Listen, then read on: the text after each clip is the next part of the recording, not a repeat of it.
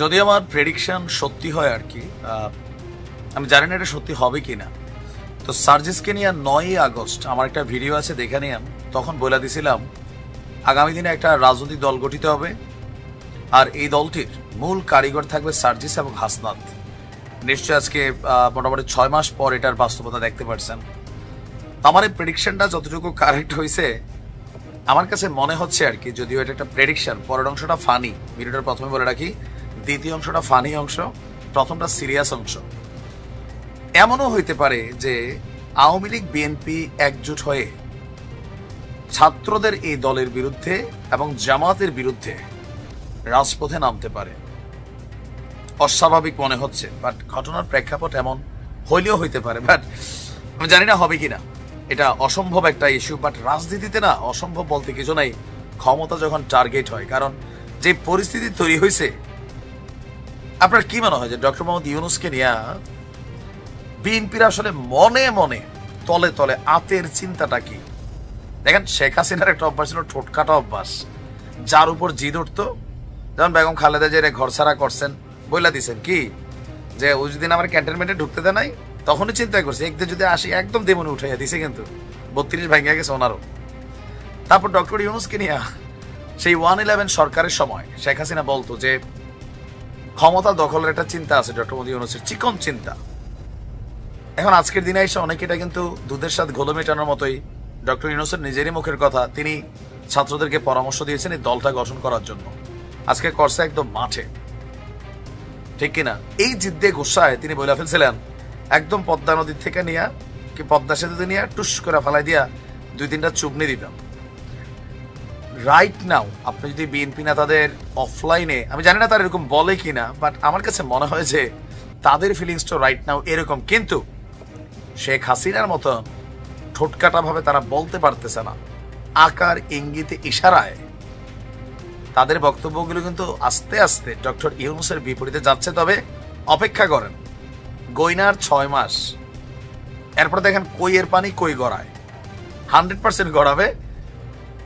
এখন এই পরিস্থিতিটা থেকে আসলে নিস্তারের উপায় কি, এই অংশটা টোটালি ফানি অংশ। আমার কাছে মনে হয় যে একদিন খালেদা জিয়া তিনি শেখ হাসিনাকে ফোন দিবেন যে বুবু এখন আসলে কি করা যায়, মানে ডক্টর ইউনূসকে কিভাবে মোকাবেলা করা যায়। যেই গতিতে ডক্টর ইউনূস যে প্ল্যানে আগাচ্ছেন, বিএনপি নেতারা বলছেন যে ভাই সংস্কারটা কি হয়েছে। সংস্কার হয়েছে এটা যে বিএনপির রাজনৈতিক দলটার যে স্বপ্ন ছিল ক্ষমতায় যাওয়ার, সেখানে সংস্কার করে একটা নতুন রাজনৈতিক দল সামনে চলে আসছে। ইভেন গতকালকে এই দলটার আত্মপ্রকাশের পর তাদের নেতাদের যে বক্তব্য আপনি খেয়াল করছেন, পরিবারতন্ত্রের নেতাদের সামনে বসায় পরিবারতন্ত্রকে ওয়াশ করছেন। ইভেন এই স্বাধীনতা নির্বাচনের জন্য না, যে এক দলকে সরাইয়া আরেক দলকে বসাবেন এগুলোর জন্য না, এটা নতুন রাজনৈতিক বন্দোবস্ত। তো বিএনপির নেতাদের প্রশ্ন যে তোমরা কি বাবা আগে যখন এক দফা দাবি দিয়া সরকার পতন ঘটাইছিল আমাদের সাহায্য নিয়া, বা আমরাই তোমাদের জালে পড়ছিলাম, আমরা ভাবছি তোমরা আমাদের জালে, বাট আমরাই যে তোমাদের জালে আছি, তখন তো বলো নাই যে ভবিষ্যতে এরকম হবে তোমরা রাজনৈতিক দল গঠন করবা, তাইলে তো আর শেখ হাসিনার পতনে আমরা রাজপথে নামতাম না। এখন কিন্তু অনেকে এই ধরনের কথাগুলো বলছেন। ছিল কোটা আন্দোলন, সরকার পতন আমরা মনে করছি, আমরা ভবিষ্যতে একটা সুষ্ঠু নির্বাচন হবে, আর একটা নির্বাচনের পর আমরা ক্ষমতায় চলে যাবো। কারণ এই মুহূর্তে তো মাঠে দাবিদার ছিল না। 5ই আগস্টের পরে একটা দলই দাবিদার ছিল, বিএনপি। আর গেল 6 মাসে বিএনপির কিছু উৎসাহী, অতি উৎসাহী নেতাকর্মী, যাদের নিয়ে তারেক রহমানও বিব্রত, বারবার বলেন যে তোমরা কি 5ই আগস্ট থেকে শিক্ষা নাও নাই যে জনগণের আস্থা হারাই গেলে কিভাবে দেশ ছেড়া পালাইতে হয়, বুলডোজার ঝড় যায়, তোমরা কি এখনো শিক্ষা গ্রহণ করবে না? না, করবে না ভাই, এটি ফ্যাট খাওয়া। এগুলা দলের 12টা আওয়ামী লীগেরও বাজাইছে, আপনারও বাজাবে।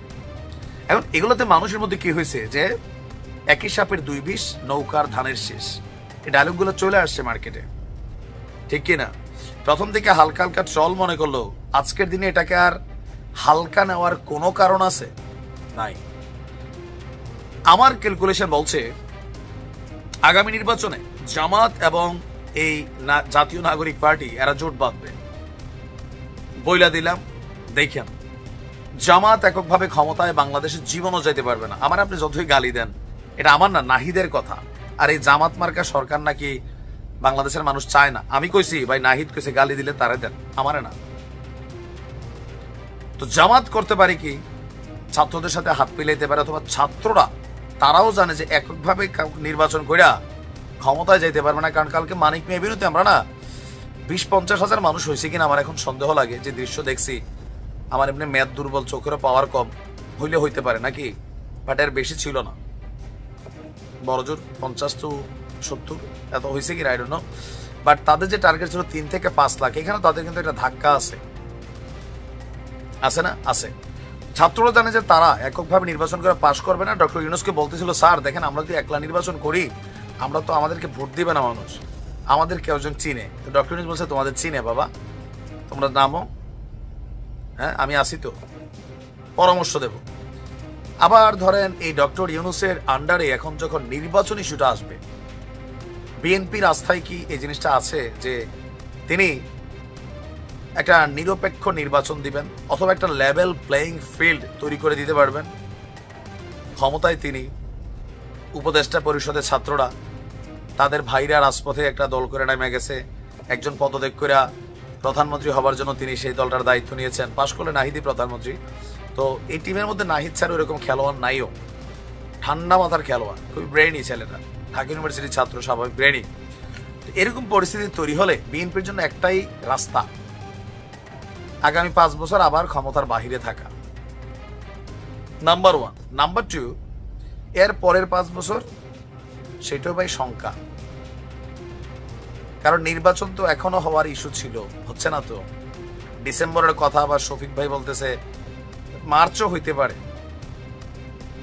এক একজন রাজনীতিবিদদের এক এক ক্যালকুলেশন। গোলাম মাওলা রনি বলছে যে এটা 5 বছর, মানে আগামী 3 বছর নাকি নির্বাচন হবে না, মানে পারসেপশন আছে। বিএনপি বলছে ধোঁয়াশা দেখা দিচ্ছে, ষড়যন্ত্র হচ্ছে, স্থানীয় সরকার নির্বাচন চাচ্ছে জামাত, বিপিনুর, ছাত্ররা সংস্কার চাচ্ছে জামাত। What is the meaning of সংস্কার, বিএনপি জানতে চায়। এই টোটাল সিচুয়েশনটাকে কভার করার জন্য বিএনপির সামনে ভবিষ্যতে একটাই রাস্তা থাকবে, সেটা হচ্ছে নির্বাচনে গিয়ে হারা, অথবা আওয়ামী লীগের সাথে হাত মেলানো। এমন দৃশ্যপট এই মুহূর্তে, যখন আমি আজকের দিনে কথা বলছি, 2025-এর 1 মার্চ, হইতেও পারে এই ঘটনা, নাও হইতে পারে। বাট কেন জানি মনে হচ্ছে পরিস্থিতিটা যেদিকে যাচ্ছে, কি মনে হয় আপনার? আমার অবশ্য রং ক্যালকুলেশন হয় বিভিন্ন সময়। আর ডক্টর ইউনূস সম্পর্কে বিএনপি নেতাকর্মীদের অন্তরে কি, ছাত্রদের স্ট্যাটাসে আমার আইডিতে যারা বিএনপি লোক আছেন কি পরিমাণ কমেন্ট করেন আমি দেখি, যেটা কয়েকদিন আগে আওয়ামী লীগের বিরুদ্ধে করত, এখন আওয়ামী লীগ বিএনপি মিললে কমেন্ট করে ছাত্রদের স্ট্যাটাস পাইলে, ডক্টর ইউনূসের স্ট্যাটাস পাইলে। একটা বার্তা দিচ্ছে রাজনীতিতে শেষ কথা বলে কিন্তু কিছু নেই। তবে এত সহজে যে আবার আওয়ামী লীগের সাথে হাত মিলাই ফেলবে সেটা তাও না। তবে এদেশের রাজনীতিবিদ তো মানে যে কোনো সময় যে কোনো কিছু করতে পারে তারা। আমি এটা জাস্ট আমার পারসেপশন থেকে বলছি, আপনার কাছে ভালো মনে হইতে পারে, খারাপও মনে হইতে পারে। ভালো থাকুন।